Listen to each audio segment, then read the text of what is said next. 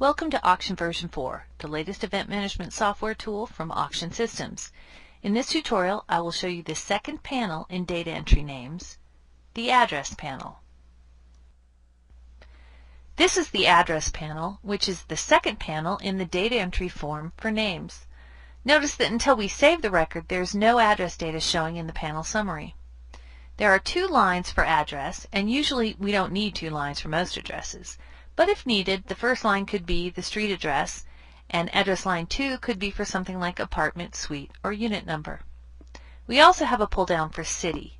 Since the same city will most likely be used over and over, this is a pull down menu, and you can simply click on the city in the pull down. Or, if you prefer, start typing a city name. After only a few characters, if that city is already in the pull down, Auction will show it to you and you can select it. If the city is not already in the pull down, click the plus button and add the new city.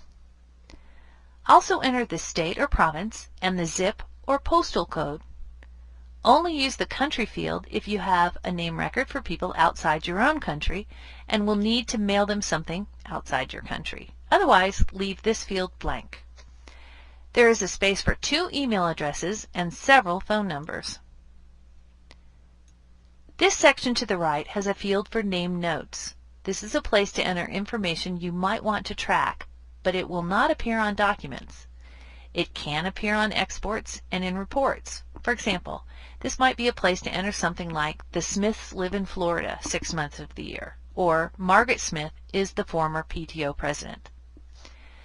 External key is useful if your organization is using a constituent database and that database has an ID associated with this name. If you enter the ID here that the other database uses, you can export this field along with other information such as purchases or donations from auction. If this constituent database your organization uses allows import, the external key would be the matching field between auction and the other database. Once the record is saved, the panel summary is populated. Please see the next tutorial in this series, Data Entry Names, Type, Affiliations, and Teams. Thank you for joining us.